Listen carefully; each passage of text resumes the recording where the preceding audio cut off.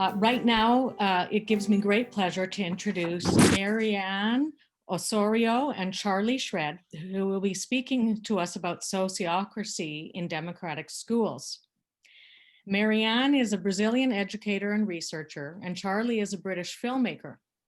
Together, they created Wondering School, a research project that investigates a humanizing and democratic education.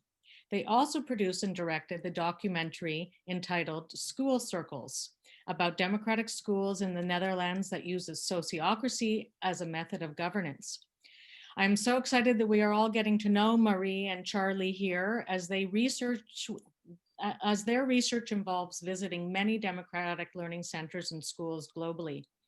What they have seen and what they have heard and what they have learned are valuable to this conversation about health and wellness and democratic education and about the future, going forward in the future. The similarities and the differences of all the schools that they have seen. In my research for the Maui Aloha Project, our intergenerational eco-village initiative, I too have visited numerous learning and living environments and have seen sociocracy used in many communities to resolve social issues. I love the name that Marie and Charlie's project Wondering School that they have chosen.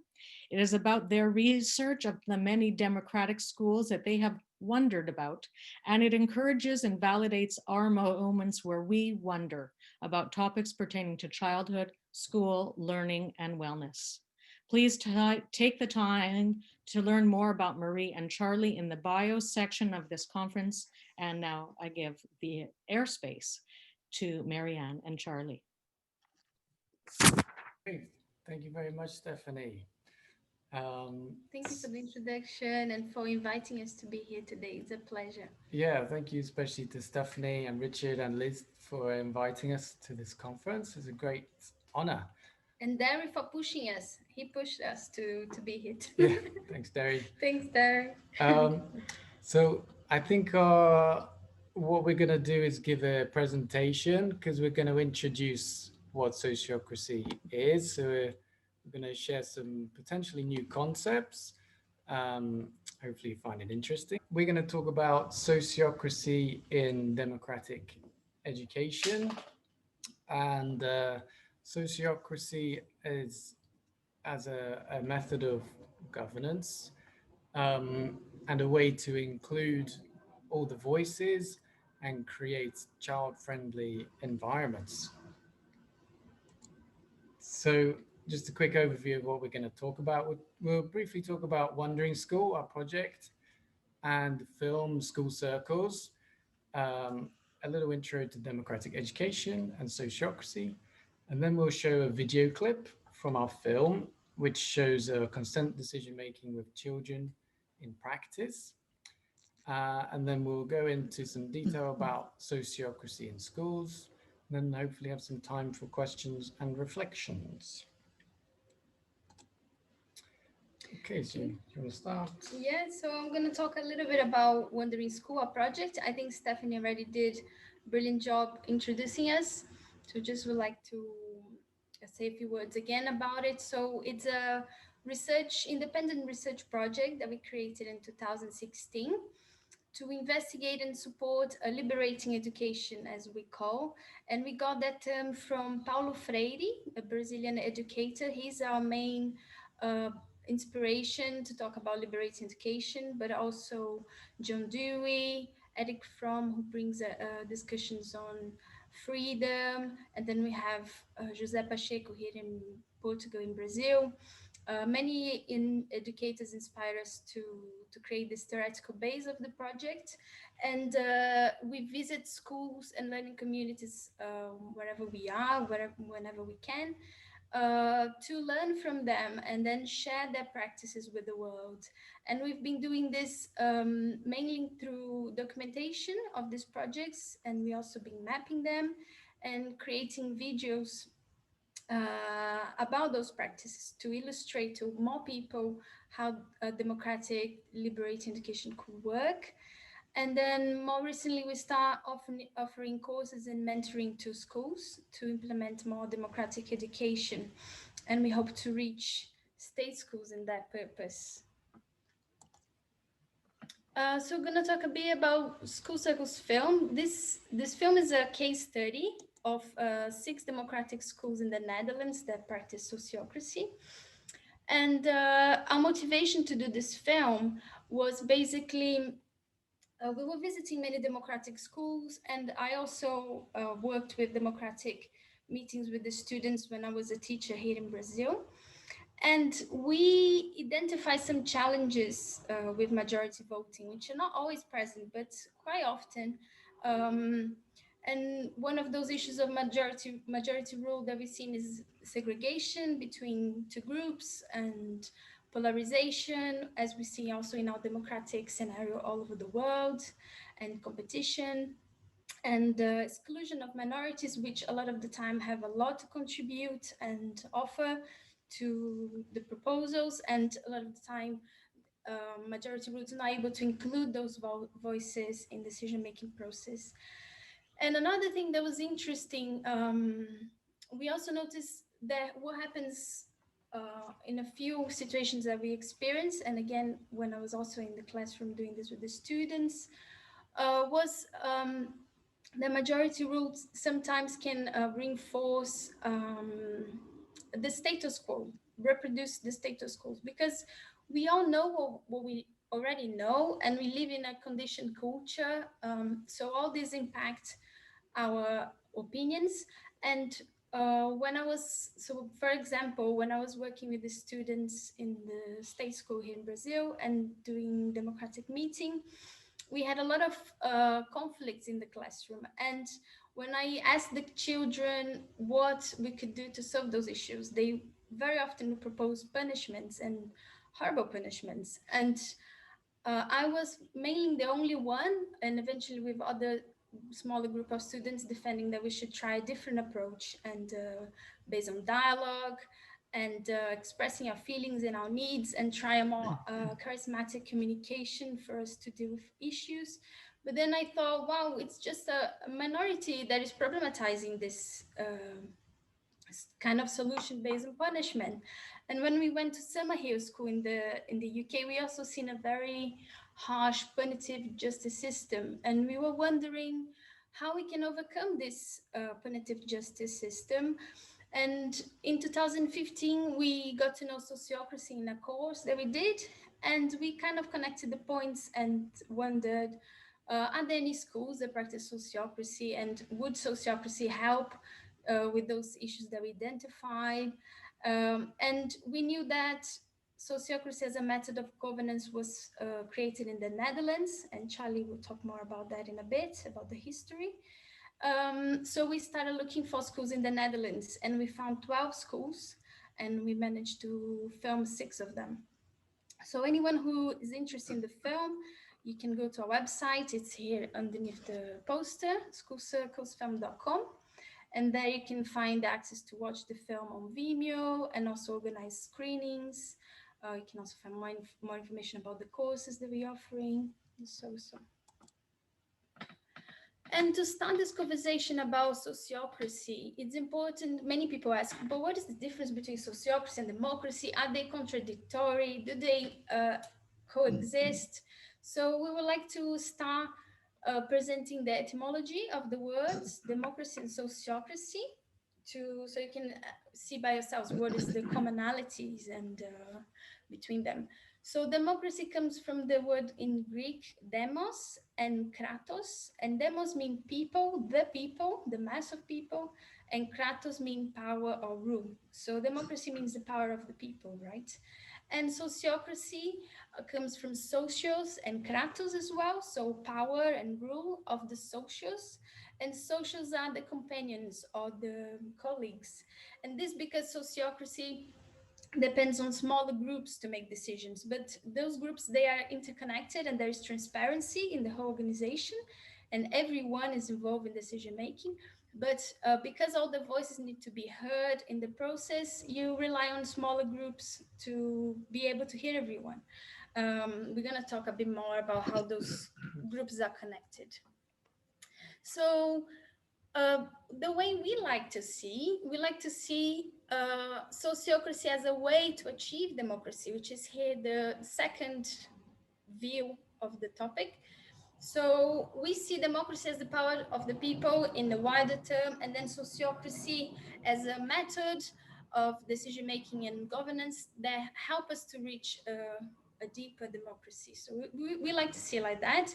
But there are many people that define democracy as relying on majority rule. And if you limit it like that and say that democracy is based on majority rule voting, then sociocracy would be a different system because it doesn't rely on majority voting, but in the consent of everyone of the community. And so to introduce a bit of the context of the schools and also our research, I want to introduce the two main principles that we identify that define what democratic education is. And Yakov already presented those topics yesterday, and we like to highlight the two first ones that he brings. The first one is democratic management. So that usually happens through school meetings with the students and staff, and everyone has an equal voice and equal power of making decisions. That's a defining principle. And the second is the students' autonomy in their learning process, which sometimes is also called self-directed education. But we like to call it like this because the term self-directed education is not always common to many people that practice democratic education, as we know here in Brazil. So we like to talk more about students' autonomy. So this we say that this define the main two principles. That's how we've been introduced to democratic education in the schools we visited, and that's what we saw in common in every democratic school we visited. But I would like to bring the other topics that Yakov talked about. So Yakov also talks about, I didn't put it here, but he talks about the dialogue relationship between students and teachers and educators. But we think that this topic fits in the first two because the democratic management is done through dialogue, and also the students' autonomy in the learning process is done through a dialogue with the teacher. So we didn't add that as a topic, but we like to add human rights-based curriculum, as Yakov says, because we've seen many democratic schools that actually don't put that into practice. And it's unfortunate because we are missing a great potential to talk about issues that affect us all as society. And as Paulo Freire would say in different words, he defends a democratic education that's based on conscientization, becoming conscious about the world and the reality and the issues of the world. So this should be fuel for discussion in schools, we believe, but we don't see that in many democratic schools that we visit, actually. So that's why we're highlighting the first two principles. And the fourth principle that we would like to add, and this is from us, we wonder how could democratic education be more inclusive? And we wonder how can a school be called democratic if it's not inclusive, if it's not free and accessible to all? Like that's definitely the defining principle of democracy. But the reality that we see is a lot of private democratic schools, especially in Europe and the US, we see a lot. And we wanted to bring that as those two other topics as ideals of what democratic education should be like, in our opinion. And in this presentation, we're going to focus on the democratic management of the school. So sociocracy is, again, a method for the governance, for the management of the school. So that's where sociocracy enters in this aspect. Okay, so what is sociocracy? Give a very brief history. So it started off as a philosophical idea from Auguste Comte, who's a French philosopher and one of the first sociologists. And he defined the term sociocracy in 1851. And he also popularized the term sociology. He was one of the first people to use the term sociology. And his idea was to create an advanced form of democracy by bringing in more of a scientific and arguments-based process into the democratic governance, and especially from the inspirations and research of sociology, so understanding society and the interactions of people and bringing that wisdom into the democratic process. So that's kind of the beginning. And then later on, a couple by the names of Kees Bokke and Betty Cadbury in the Netherlands, they tried to take some of these ideas and put it into a practical form. And they created the Werkplaats School. So this was the first sort of practical attempt at sociocracy. And it was one of the first democratic schools as well. Only started very soon after Summerhill in the UK. And they put into practice some form of consensus building and involving the students, project-based learning and various forms of democratic education. One of the students at this school was a man named Gerard Endenberg, and he was very inspired by his school. And he became an engineer, and he later inherited the business from his parents. And he used some of the ideas from his school and created some practical defining principles of sociocracy that could be applied to any organization, whether it's a school or a business or whatever, Community. or a community. So what Gerard did is he defined these four principles, and he distilled sociocracy as a method of governance. So he talked about the four rules of consent, circle, sociocratic selection, and double link. And what are these things? So consent essentially means no objections. And it means when a group of people all give their consent to a proposal, and then that is when the decision is made. So it means no objections are left standing. Would like to add that that means that is different from agreeing completely with the proposal. So we're not looking for exactly common agreement of everyone, which sometimes is not even possible. But we're asking for objections. Do you have any objection, argument against the proposal? And when people have, then the proposal it's adapted. Yeah. Until everyone consents.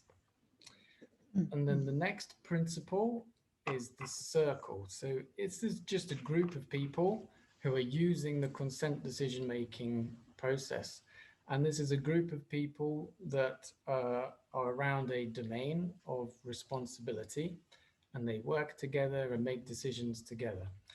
And this can be various different domains. And an organization is essentially made up of different circles with different domains, and they have a role, like four different key roles in the circle. So they have a facilitator, so the process is facilitated, and they have an admin to record notes, and they have a leader and a representative. So a key point is that the process is facilitated. That's a key part of sociocracy. And these roles are selected. So the sociocratic selection is a kind of election of roles, and you're using consent. So all these roles are selected, and two of the main roles are the leader and the representative, and they create what's called the double link. So the double link is the feedback and communication between circles. So this is how all of those circles are linked together. So then this creates a kind of a fractal where you can have an organization that's just one circle, or you could have 1,000 circles that are all linked together with different domains of responsibility. And all these circles are kind of semi-autonomous, so they can make decisions within their domain fairly autonomously, but they're linked. I just want to add that, as Charlie said, sociocracy can be applied in a large population. So there are designs from Gerard Endenberg and also from an organization called NCN, the Neighborhood Community Network in India, and they are creating a governance system based on sociocracy in which the groups that meet are from the neighborhoods. So people in the neighborhoods meet in around 30 people to make decisions that affect their communities. And these circles get federated until the national level. And then you have a prime minister that was elected in all the levels sociocratically in their own communities. Okay, so the area that kind of interests us most is this intersection between democratic education and sociocracy. So both these things can exist separately. So most democratic schools they don't use sociocracy. They use either some form of majority rule vote or consensus building or some combination. Um, and on the other side, sociocracy is a method of governance that can be applied in any organization. It doesn't have to be a school. And there are some schools that use sociocracy, but they only use it with the staff, just with the adults. So that would not be a democratic school in our view, because a democratic school needs to involve all the students. So we're most interested in this point where it's a democratic school and they're using sociocracy. So that's what we focused our film on. So now we'll show a short video clip. It's 3 minutes, and this is from our film, our feature film. So it's going to show these kids making a decision. And this school is called De Valle Peo, and it's from the Netherlands. This is actually a state-funded school, so it's a public school. It's perhaps the only state-funded democratic school in the whole of Europe. Certainly the only one in the Netherlands. I need to check if it's the only one in Europe, but it's impressive because the head mistress, the head, she actually sued the government to be able to make a public democratic school, and she won the lawsuits. So this is an inclusive school, and it's from ages 4 up until 13, and it has about 200 students. And in this particular example, the students have been given a small budget to run an event in their school, and they're making decisions about what they want to happen in their event. And in this one, they're making a decision about whether to hire a candy floss machine, a machine for making the fluffy sugar candy floss. So let's give it a watch. And,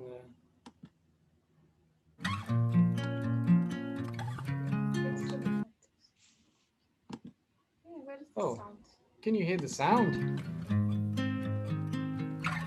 Oh, what's Can happening? anyone hear the sound?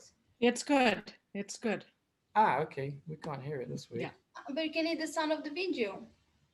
Yeah, guitar playing. Okay, good, We good. can hear. Okay, and the subtitles in English are on. Okay, let's give it a go. I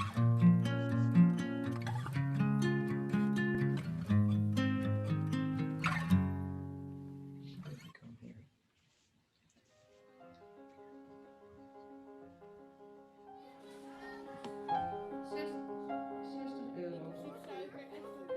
€60. De suikerspinmachine is €60, dus met alle dingen die je nodig hebt. Dus het is nu de vraag, willen we €60 besteden aan een suikerspinmachine of niet? Ik vind het te duur en het is overbodig omdat er al superveel hapjes zijn. Maar ik vind het wel lekker, een suikerspinmachine, maar er zijn wel genoeg hapjes, maar het is wel lekker als toetje. When you're in a circle, you can give your consent, yes or no. Consent or not consent. Consent. Consent. Niet consent. Niet consent. 4 kinderen zeggen niet consent. Is er een manier waarop zij het voorstel kunnen aanpassen? Hoe meer, hoe beter. Dus zodat er wel een suikerspinmachine komt, maar dat jij er wel mee tevreden kan zijn? Ik vind dat een heel goed idee eigenlijk wat Ida nu zegt. Dus dat we gewoon in de mail zetten niet te veel zoete hapjes. Ja. Mogen wel een paar, maar niet dat de helft zoete hapjes zijn. En wat misschien ook nog één ding is, iedereen krijgt er 1, maar één suikerspin. Niet dat kinderen constant terugkomen. Zo van 1 of 2, als je er 2 moet kiezen, dan wel een 1. Dus je voorstel is 1 suikerspin en een meel. Oké, en dan zou jij consent kunnen vragen. Goed, volgende. Boy, kun jij met deze aanpassing consent gaan op het voorstel? Ja. Super, nou hebben we die. Lieve is de volgende. Lieve, kun jij consent gaan met het voorstel? Consent. Ja, ik vind het gewoon overbodig. Ten eerste omdat voor die 60 euro kun je ook, weet ik veel, ik weet niet zeker hoe dat kan, dag een suikerspinmachine te doen en dat je daar ook nog voor moet betalen, dat vind ik gewoon overbodig. Met die suikerspinmachine, ik heb gezorgd dat we 200 suikerspinnen eruit kunnen krijgen. Daarom, hoe zeg je dat, dacht ik, nou, als we daar gewoon vragen 50% voor bijvoorbeeld, dan heb je sowieso al 100 euro terugverdiend. Als er 200 opgaan. Zoe, jij zegt een zonde van het geld. Ik wil graag dat geld ergens anders aan kunnen besteden.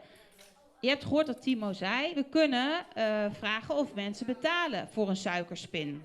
En op die manier het geld terugverdienen. Is daarmee jouw bezwaar opgeheven? En dan is de motie consent op deze manier. Hartstikke goed.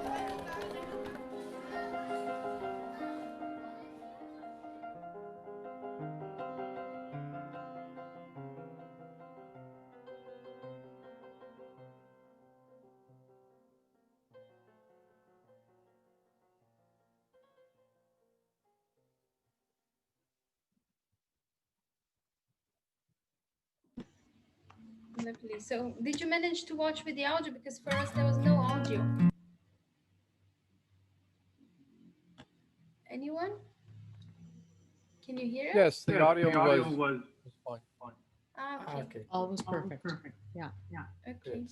So what we can see in the video is, as Charlie presented, the context de Valais PO school in the Netherlands, and they have this open meeting in which kids and staff can participate, and the process that they used to make decisions was basically like this. So they first present a proposal. In the case was a proposal by the students, and they presented the proposal of hiring a candy floss machine for the party. Then there is a round of questions, but we didn't see that in the video. And then there is a round of arguments. That's usually done, all of these are usually done in a round, like passing a talking stick. But in the school, as they had many students, they were raising their hands and the microphone was passing around, as you could see.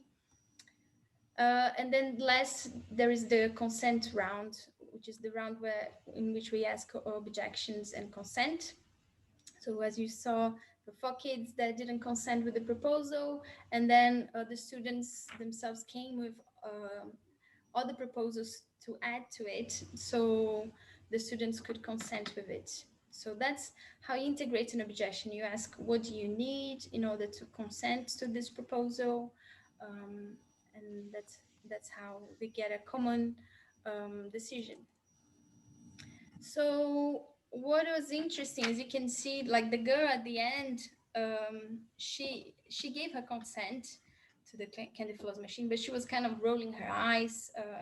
You can tell that was not her preference. She perhaps preferred to use the money with something else, with an excursion, as she said.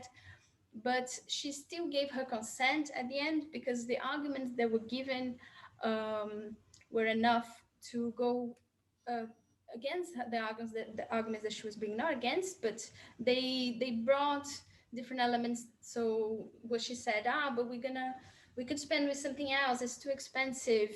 And then they say, well, we can charge for it small amounts and still recover money and save some money afterwards. So there's nothing she could say about that, against that. So she gave her consent.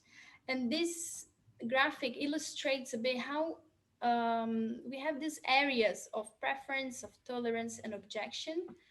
So consent and sociocracy invite us to give our consent. Sociocracy invites us to give our consent when we are within this area of tolerance or preference, of course. So we can give our consent. And when we feel it's not safe enough to try, when we feel that there's some need that's not being fulfilled, a need can be a need from the individual, but also a need of the school or the organization, then we raise an objection.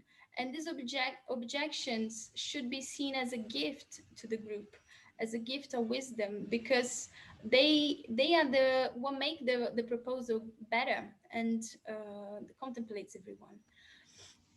But to make a decision with consent of everyone, the base is that we need to look for what is good enough for now and what is safe enough to try. So we're not trying to be perfectionists here. we try to make a decision that it works, it can work for now, and we can also put a date and say let's test it for 2 weeks, 3 weeks, and then see how it goes, evaluate, and perhaps change direction. So that's it.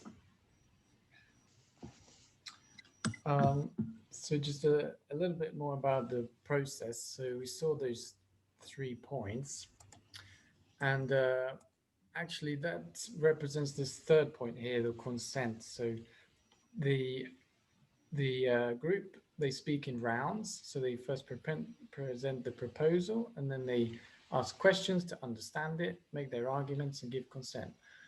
But before that, if you're bringing in an issue, I just want to say so people go to the consent part of decision making once they already have a proposal formed. Yeah. And if you don't yet have a proposal, you can bring in an issue, for example. So let's say, for example, you bring in the issue of bullying, and then you bring that into the circle. You say, okay, there's a problem here. Bullying is a problem. And first, you want to create a picture of understanding. So you do this by identifying all the elements of the issue. You sort of brainstorm what are the elements that are causing or part of this issue. And once you've understood that, then you can start generating ideas, proposal shaping, point to here. So you're generating lots of ideas. You can do that in all sorts of creative ways. And then you tune the proposal, 1 or 2 clear proposals, and then you bring that to the consent process, as we saw in the video, a little example.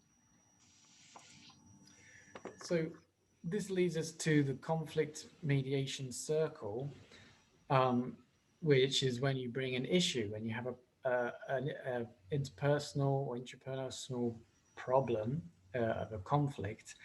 All the schools that we visited in the Netherlands for a film, they have this beautiful process of having a conflict mediation circle. So they base this on the sociocracy process.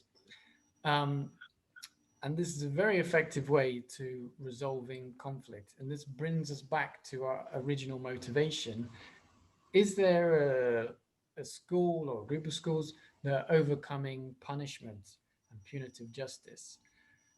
What we saw was honestly quite amazing, because there is literally no punishment in these schools because of the conflict mediation circle. Whenever there is an issue, even if a kid breaks a window or someone hurts another person, they can bring that to the conflict mediation and find a solution that everyone can be okay with, that resolves their needs and feelings, and they can consent with something that works for the community and them. So this was a great example that shows us how it is possible to create an effective restorative justice process. So the last main sort of point we want to cover is the circle structure. So when you have these circles, which are essentially a group of people that are around a area of responsibilities. Here's the little people here in one circle, and they are connected, as we said, through this double link. So you have your leader and your representative, or in some cases just 2 representatives. And here you can see these 2 representatives from these other circles, and they make up the bigger circle. So from this basic rules, you can have all sorts of different structures. You can have a huge diversity of sociocratic structures. And we're going to just show you a couple of examples from what we've seen. Yeah, it's just important to say that not many schools that we've seen practice the double link principle. In the film, we show 6 schools, and 5 of them have an open meeting, like the one we just saw in the film, in which it's optional and anyone can come and participate. But there is 1 school that practices the double linking, which is one of the principles of sociocracy. And we would like to share with you the structure of this school. So as you can see here on the right, this is the circle structure. They have the school circle here in blue in the middle. And in the school circle participates in the case they elect 2 representatives from the students, 2 representatives from the parents, 2 representatives from the teachers, and 2 representatives from the teaching and non-teaching staff members. Students, right? Yeah, and the students, of course, 2 representatives of students. So this image on the left is the circle, a school circle of the Vrijdomte in action. So you see there are only 8 people here. Should be 8 people there. But all the circles are connected.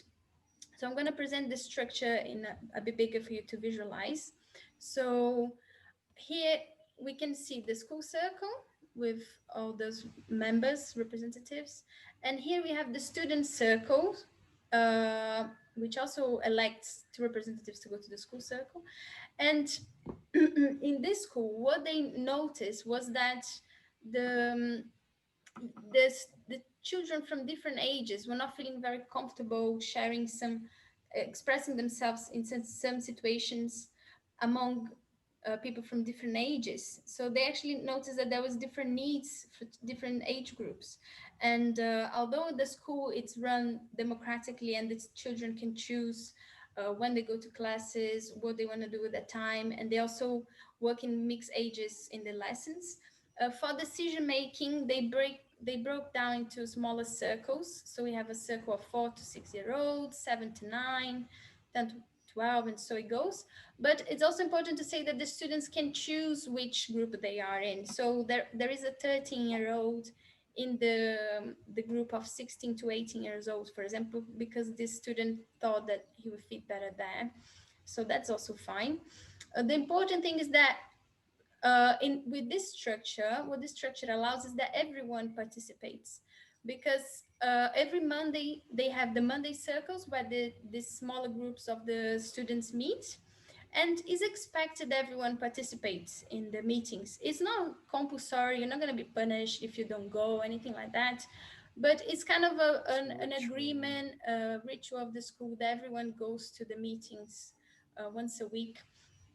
And so it's the only school that we've seen that everyone is engaged in the decision making relates referent to their area of responsibility. So for example, the students here can make decisions concerning the students.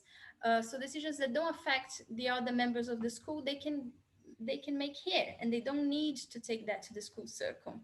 And also with the smaller groups, if they have other kind of conflicts or issues that affect only the smaller groups, they deal with that in the smaller groups. So this is one example of structure. And Devalab PO, the school that we show in the video, they have a different structure we're going to show to you now. And they don't use double links, which is how most of the schools do it. So they have an open school circle here for everyone in the community to join. And they also have small committees like the gardening circle, communication circle, study circle, animal circles, laboratory circle, many sub-circles, which are also open to the students to participate. But there are no double links. There are no 2 people connecting the school circle to those groups. So we put them here, but they are not double linked. And these schools also have mentoring circles between the student, the parent, and the teacher. So they do these conversations here, but again, there's no double link.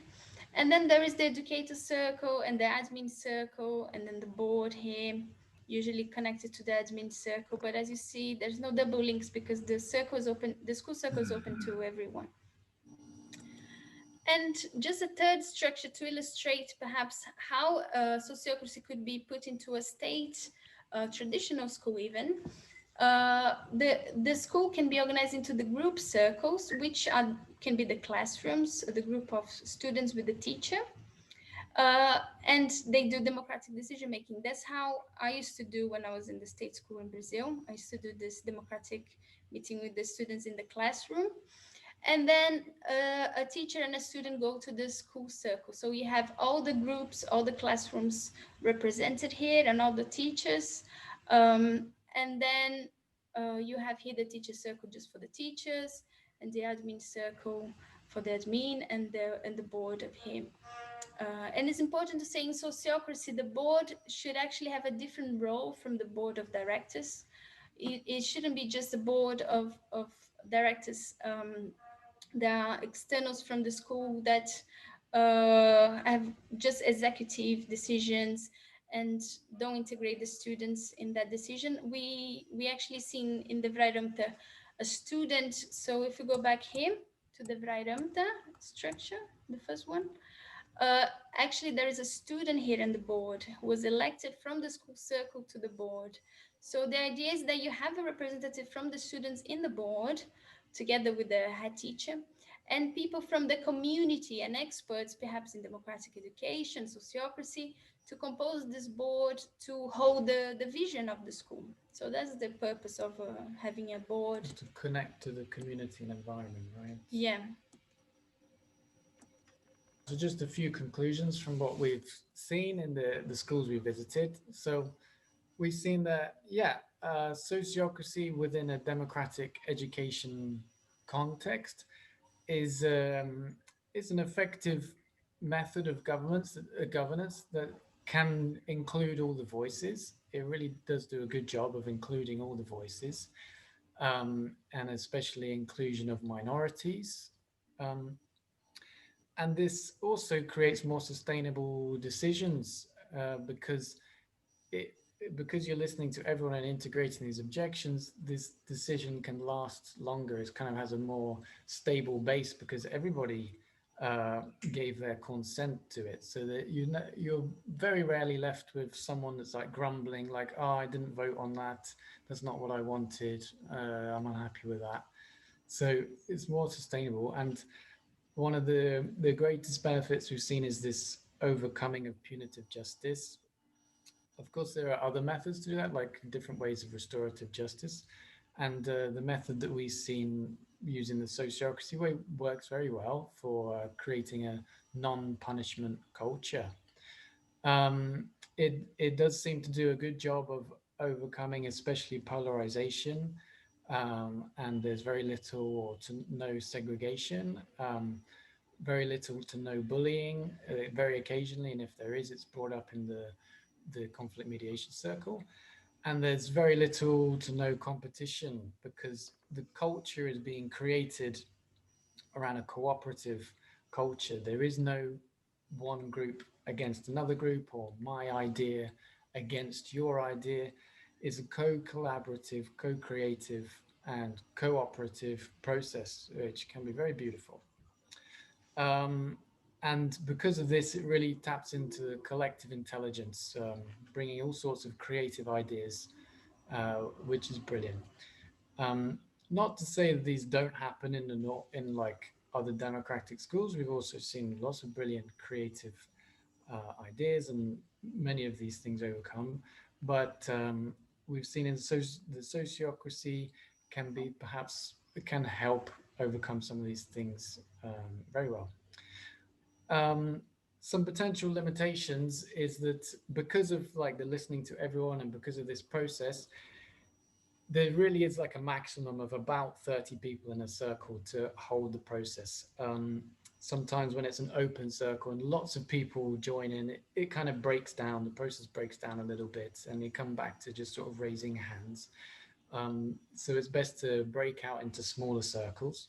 And can I just say something about that? So many schools actually, they like the idea of having a big open school circle for everyone. So that could still be done. For example, having a big school circle with everyone to raise issues, to raise proposals, to dialogue on certain things. But then the important thing is that when we're making the decisions and going through the decision-making process, that's done in smaller groups and to make sure that we are hearing everyone. That's it. Yeah. Yeah. So I guess it can take more time to listen to everyone because you're deliberately listening to everyone. But as you say, if you break into smaller groups, that resolves that issue. And also, when people start getting to practice it, in the beginning it takes more time. Yeah. But once you have a good facilitator and people are used to the process, what happens a lot is that things start being said in the circle, and then when it moves to you, you realize, oh, everything that I wanted to say was already said, so I don't have to add anything. And that happens a lot in a circle. You hear the first people, and then the others might say, wow, actually everything I wanted to say was covered, and then that also moves really quickly. Yeah. One of the main limitations is that it really does require training, and especially for adults, it requires a level of unlearning. So, I mean, for adults in our society, it's easy to pick up a kind of majority rule because we're used to like, who agrees with this, who doesn't agree, and we have a discussion, a debate. It's natural to us, but to follow this process of really listening to every single person, giving them the space, and really feeling what an objection and consent is in your body.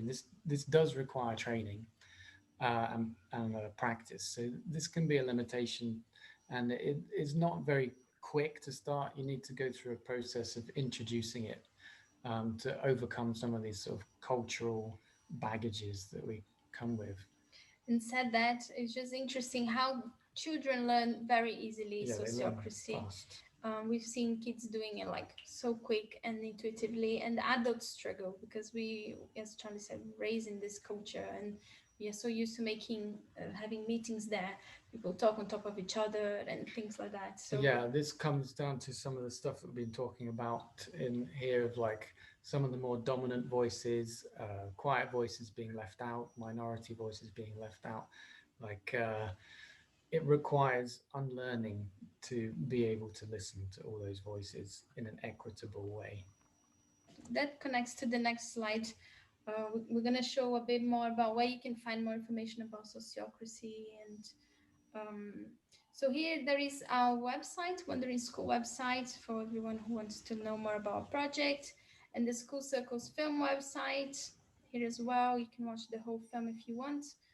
And then about resources about sociocracy, we recommend Sociocracy for All, because they put a lot of free resources online that you can look. So although it requires training, you can also do that for free. You can do that for free. Our film has a small cost, €5 to rent, 10 euros to purchase and watch. But we think that after watching a film, you're already able to put in practice some things that you've seen in the film. So we made the film to be a training resource, to be a pedagogical resource. And then Sociocracy for All puts a lot of different videos online as well, explaining how it works. There are a lot of free webinars and events. So there's no lack of opportunities to learn more if you want. Yeah, that's it, right? So we should have a little bit of time for questions. How long do we have for questions, Stephanie? So we can continue with questions from the conference participants right now. If anybody has any questions, or if anyone's been familiar with Sociocracy, if they've seen it, what their reflections, their thoughts are on what they've seen Marie and Charlie present right now. It's so wonderful to see kids organizing in this way and really having true voice and true influence over the decisions that affect them. And we're so grateful to the two of you in particular who have made this part of your mission to look at the many different options throughout the world. And I know you'll continue to do it as well.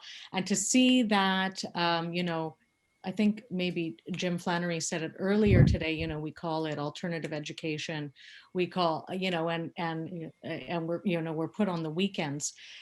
You're looking at all these different democratic school learning environments. And we've put them under the same umbrella as alternative, learning environments. They're also different. I mean, I know that from my own experience, and probably most of the people on this call know that even under the guise of alternative education and democratic schools, they're each so different. So we're going to take questions or conversation from the audience. When that seems to be complete, we'll move on to the next session. But so valuable, so valuable, your insights, your research, your travels, you're meeting all the different people and learning how effective ways to organize ourselves, or for the children to organize themselves and to be able to address the issues that are most important to them, affecting them and their community.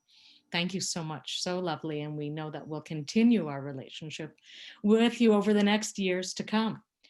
Ted has a question, and then I think Marcia does, and that's all I see right now. Ted and Marcia. Charlie and Mari, I think you posted something on Friday about Robert's Rules of Order being a Western and American concept.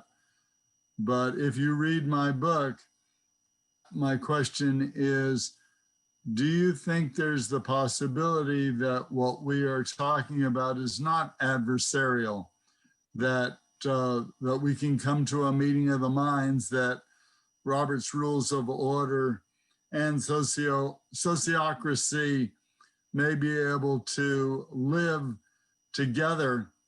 And I have a second question, and that is, have you read about the intimidating things that exist when people have to conform to a consensus, where they feel intimidated and they give in when they really don't believe in what they are ultimately giving into?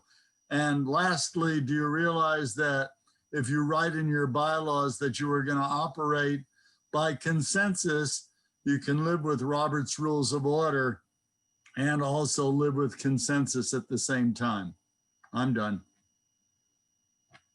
Great, thanks for that. So your first point, yeah, I think they can coexist. I think both of us are advocates of diversity, of trying different ways of making decisions and creating communities together. Essentially, the point is to listen to all the voices and try and come up with equitable ways of collaboration and creating harmonious communities. So as long as we keep that at the core, I don't think there's a perfect system, but we can keep trying different systems out. And I would like to read your book for sure. About the second question, if people might feel a bit pressure to give the consent. To be fair, we've seen sometimes that happening. Most of the time, people give their consent easily. It's sometimes there are cases that people, for example, in the film, we talk about roller skating issue in the school. There was some kids roller skating and hitting each other and making people dropping their things, and it was a bit of a mess. And they talked about it. And there was one student that thought that you shouldn't be roller skating in the school at all. And all the other students thought it's okay to do it only on Fridays in this saloon. And this child apparently was really resisting to it and saying, no, I think we shouldn't, And until there was a point that he got tired and said, okay, I agree with you, then okay, I can give my consent. So that can happen after a long time of discussion if people are tired. But again, and that's something for us for all of us to learn, because we are attached to our preferences as well. And so that's when the facilitator should bring the good enough for now, safe enough to try to the table and say, can we live with this for 2 weeks, and then we reassess. And so it's always trying to make this negotiations, for everyone to give consent. If that's done well, then everyone can leave a meeting feeling resolved. Yeah, and that's great. Again, this comes to the limitation that we highlighted, which is that it requires unlearning and training to really understand what an objection is, because it's different from an agreement. It's not a unanimous agreement, so it's difficult to kind of to feel and get your head around this difference between giving your consent and having a unanimous agreement. They're two different things, and they can be easily confused. So this is one of the limitations of having to overcome our culture of kind of what we've been conditioned to understand. Is like, is this a unanimous agreement? No, it's not. you're giving your objection to something that does not work for you. And it really is about creating a culture of accepting objections. And that's a limitation because that's difficult to achieve. It's difficult to create this genuine culture, but it is possible. Thank you. Marcia, I believe you're next. I'm conscious of time, so I'm going to pass I'll shelve my question for later. So I'll pass to the next person. Thomas. I'm smiling. I just want to say big thanks, Charlie and Marie, for all your easy to see passion and love of all this, to all the level of effort. I was lucky to spend some time as a staff person at a Sudbury school. So I've got some real keen insight into what is relied on there, right? And so I'll just share real quick here, and I'm not even sure it's a question, but in the democracy of the Sudbury school, but the actual majority vote takes a very small slice of the entire system, right? And which includes the Robert's Rules of Order, parliamentary process. You got to get items on the agenda a week in advance, and how you run the meetings. And then you got a rule book, and you got a judicial process, which is not punitive at all. So much of what you're celebrating is what happens inside the democracy of the Sudbury School already. We're all reaching consensus. However, what we're not doing in the Sudbury School is protecting from the messiness of democracy. It's the world of politics, and they're not happy, but it's their choice of how to engage or not engage. So I see that being the difference, and it's not even a question, it's just an awareness that possibly this sociocracy is a way of protecting the young people in a way that we're not able to protect adults in their own level of society. This is just an observation. Can I come in for some time? Well, Stephanie? can we follow? We said Neera, Sky, and Rita, and then I see Derry and Srinivas, you want to speak as well. So is that okay? Yeah. Okay. Okay, Neera. Hi, I just have a question. Thank you. That's a great film. If I were still teaching, I'd be showing it in my classes. So when I was teaching high school, I tried to create a self-teaching classroom, and my joke was always, if I weren't, someone should be able to walk into the room and not know who the teacher is. There's just a whole bunch of, and I was trying to do it. At one point, I left my classroom 5 minutes early with a grade 12 class and asked them to turn off the lights when they left. It was a Friday, and I was called to the principal's office the next Monday morning and relieved of my teaching duties for a few days. I was told, in fact, not for a few days, for the rest of that month, which was the end of the school year, which precipitated my early retirement.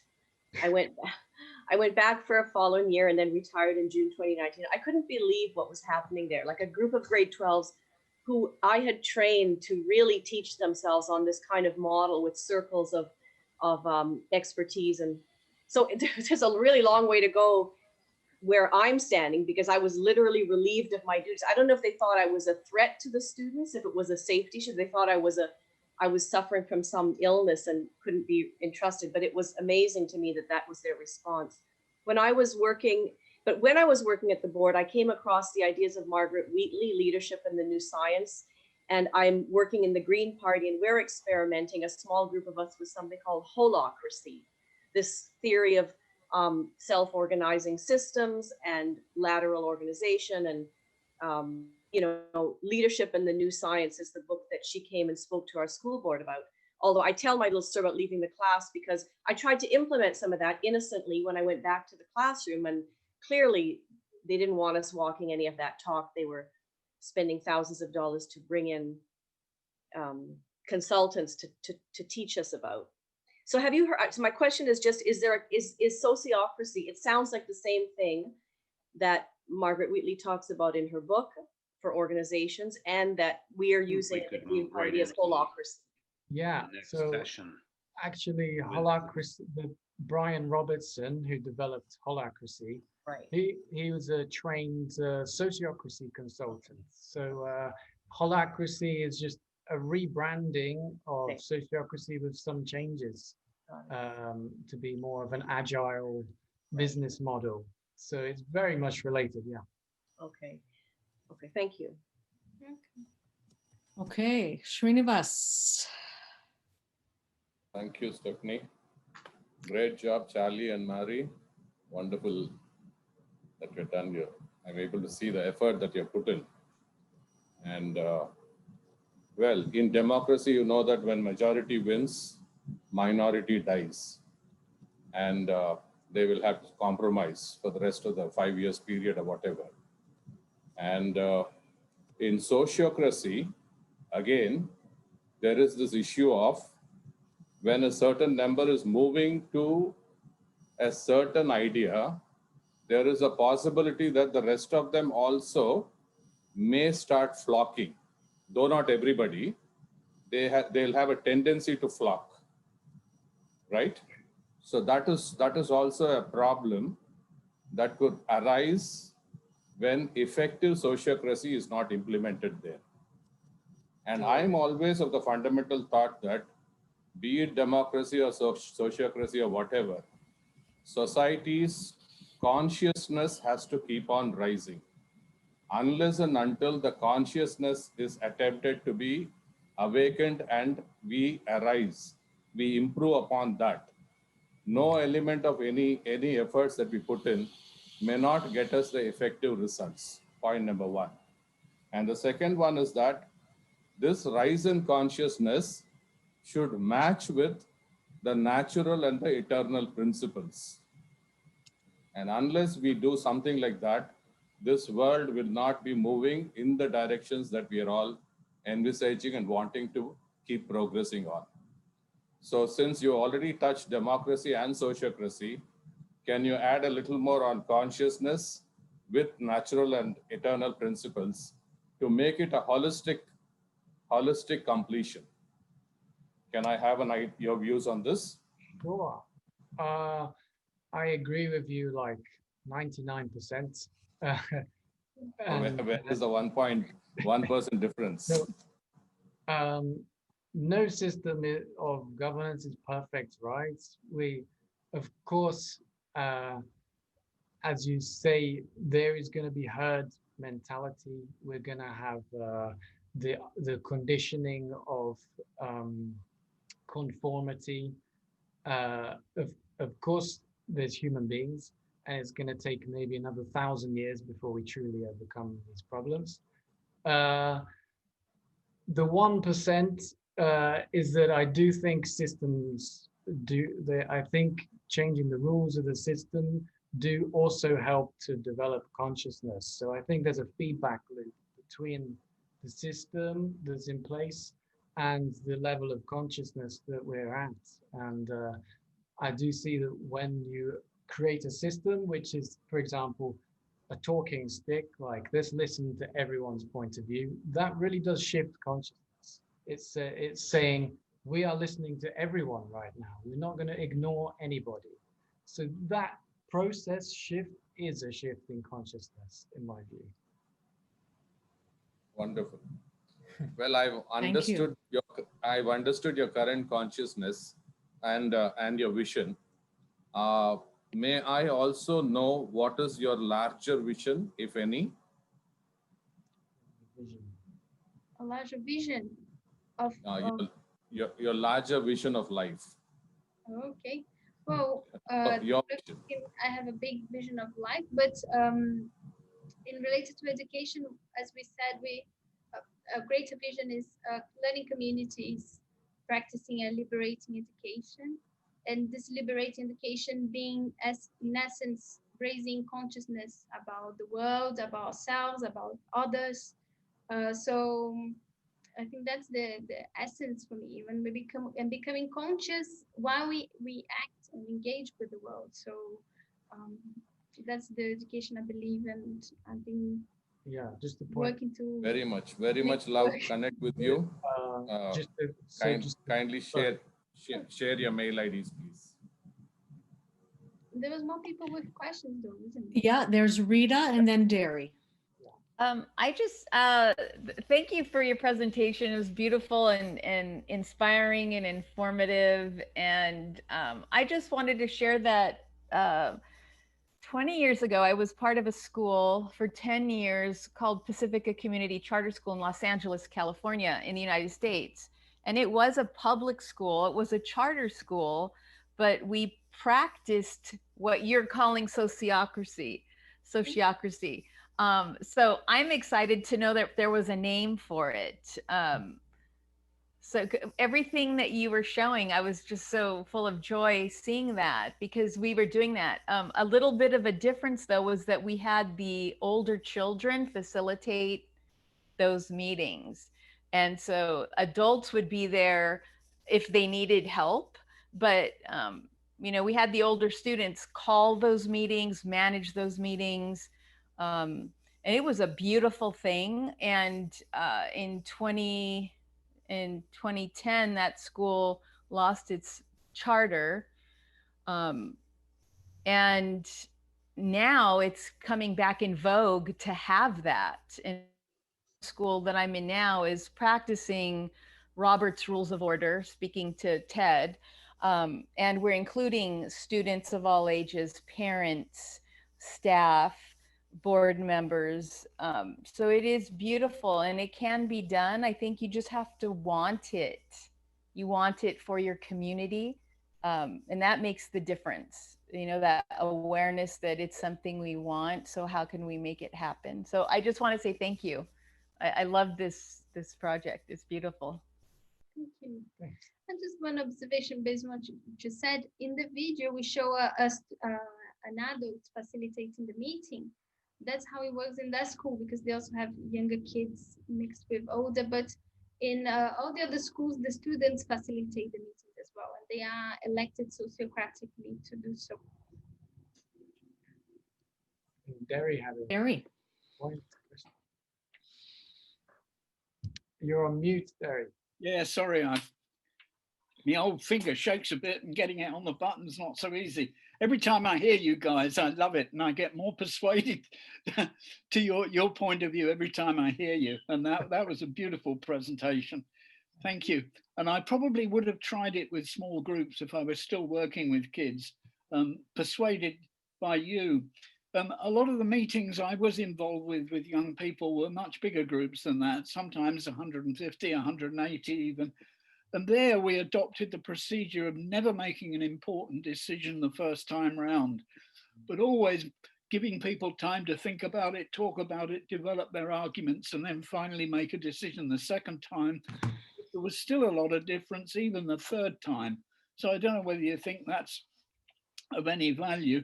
An offer I'd like to make to you, I don't know if you know this, but Kees Booker's school, the Werkplaats, after the Second World War became a regular school, and it just became another authoritarian state-funded school. But in the last 4 years, the management has changed and they're trying to rediscover their roots. And the first thing they did was when they got a capital grant to build a new school building, the whole building was designed between the architects and the kids. And the brief the kids gave the architects is, we want a school building that's nothing like a school. And a person I know quite well is actually researching the effect of participation in the building design, what effect it's had on the kids. And I'm invited to visit the school in the next few months, if we can, to talk to the staff. Would you like to come with me? Yes. Make a film. Yeah. Yay, that's great. That's great. Yeah, when we were in the Netherlands, we heard of the school, the Werkplaats, and we wanted to go there. We called them and they said, it's just a regular school. I don't know why you're interested in us. Too busy. They need you to remind them what they should be like. Yeah, we were like, we don't practice sociocracy. No, what's that? So we changed. Well, yeah.